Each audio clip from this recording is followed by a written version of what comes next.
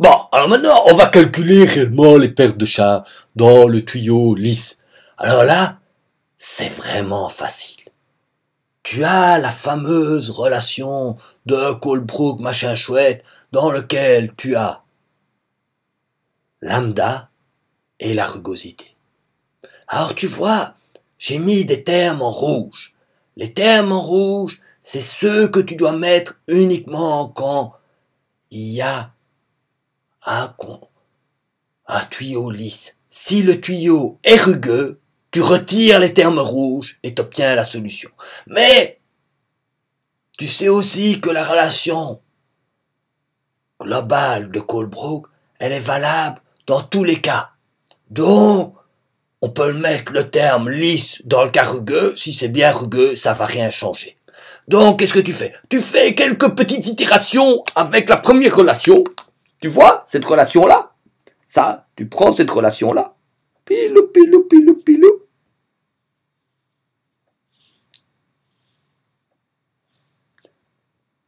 Tu mets epsilon est égal à 0. Tu écris un micro-programme Python, ou tu le fais avec ta calculatrice, ou tu le fais avec ta règle à calcul, ou tu le fais avec un boulier compteur, mais tu fais 2-3 itérations, tu regardes le petit programme Python, c'est facile à mort, et quand tu fais ça, tu obtiens directement le lambda qui vaut 1,6110-2.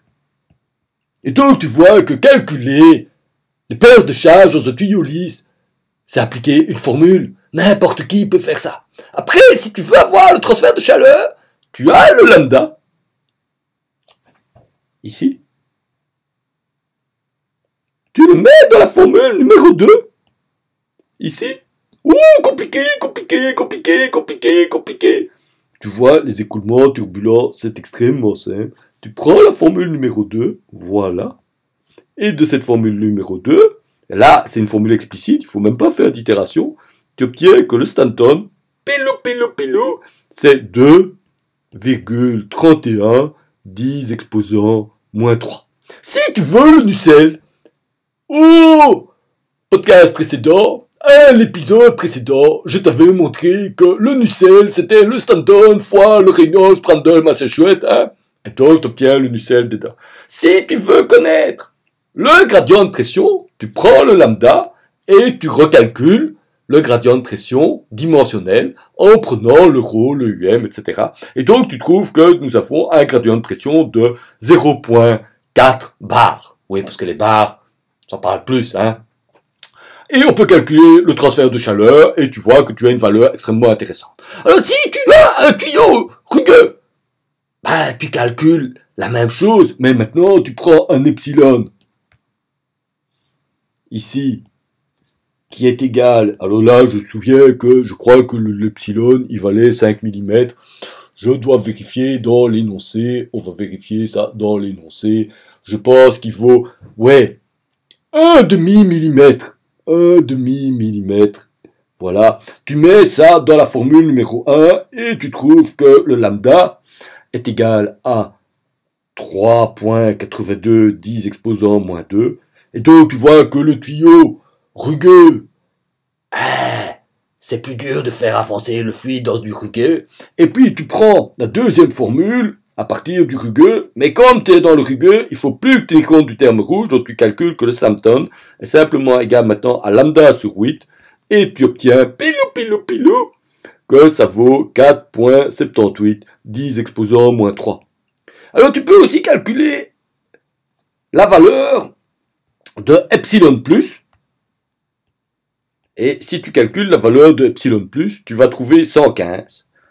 Et tu obtiens que 115, c'est bien quelque chose qui est supérieur à la valeur magique de 70.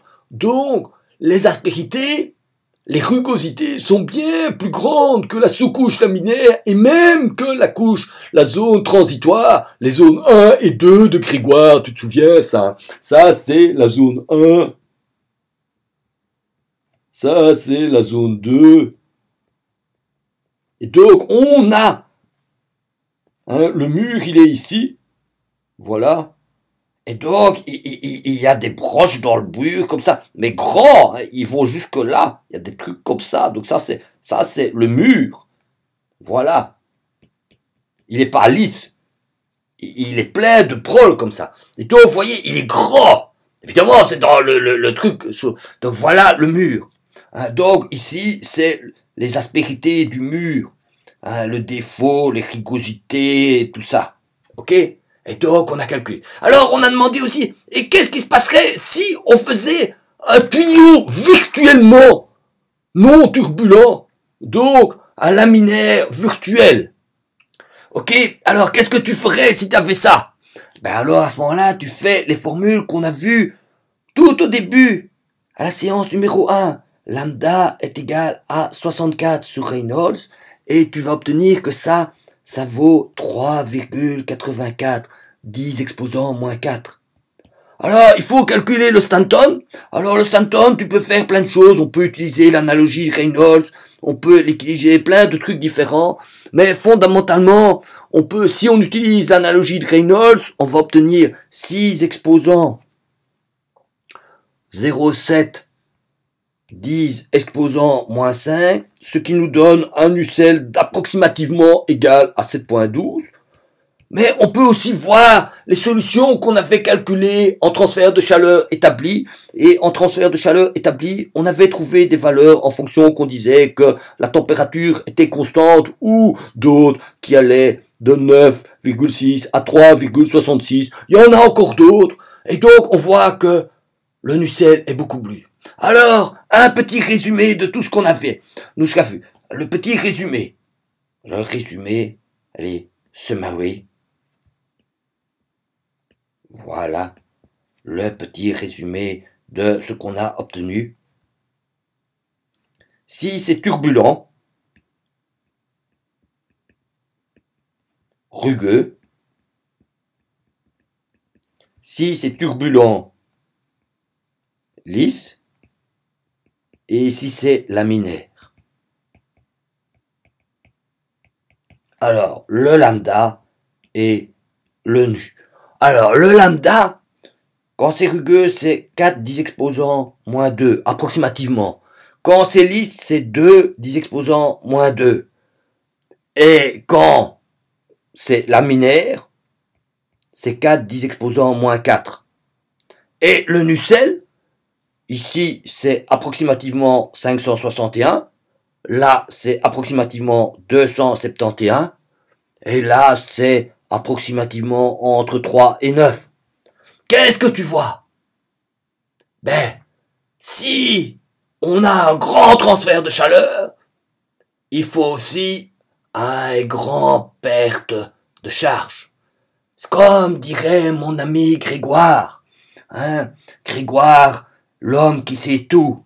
Ben, Grégoire, il me dit, c'est le prix à payer. Si tu veux avoir un bon transfert de chaleur, eh ben, il va falloir mélanger le fluide, et pour faire mélanger le fluide, pour qu'il y ait de la convection turbulente, eh ben, il va falloir augmenter le gradient de pression. C'est le prix à payer. C'est le prix à payer pour pouvoir avoir un bon transfert de chaleur. Donc si tu veux avoir un bon transfert de chaleur, si typiquement ton tuyau chaud a pour but de chauffer un monde froid, si tu veux augmenter le transfert de chaleur entre l'air chaud et le monde extérieur froid, eh ben, il va falloir mettre une pompe plus élevée pour lui donner un écoulement turbulent. Et si tu mets un tuyau rugueux, le transfert de chaleur sera meilleur que si tu mets un tuyau lisse, mais ça sera plus difficile. Eh oui, donc comme on va te dire, c'est le prix à payer, no free lunch. Pour avoir quelque chose, tu dois travailler. Pour réussir mécanique des fluides, no free lunch.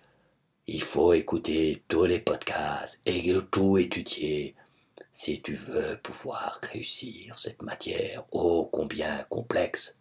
Voilà, on a quasiment tout fait, on a quasiment tout obtenu.